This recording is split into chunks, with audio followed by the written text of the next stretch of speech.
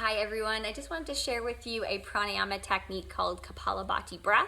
In the Sanskrit language, Kapal is your skull and Bhati is to shine. So essentially it's this energetic breath work to cleanse your brain.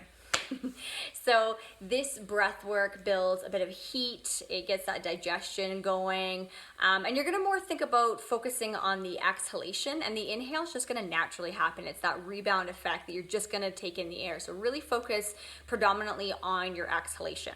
Okay, so to take this pranayama, prop yourself up really tall, find a nice seat, and start to pull the shoulders back and down.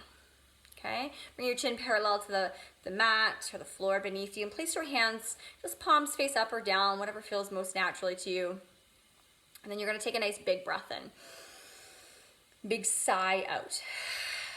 Okay, lips are gonna stay gently sealed. The inhale comes in. And then the exhale, you're gonna snap the belly as if you're drawing the belly button to your spine. So this kind of elastic snapping in. Okay, so it's gonna kind of go like this. When you're ready, breathe in.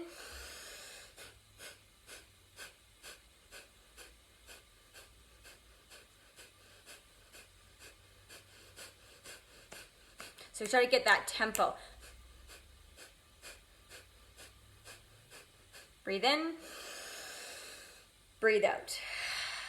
So again, it's your job to listen to your body, whether you need to slow it down. You can kind of simplify it by leaving a breath or two in between. You can quicken your pranayama so that really gets that snapping, that rajasic nature. So this shouldn't invoke any stress. It's a great way to detoxify and cleanse your body.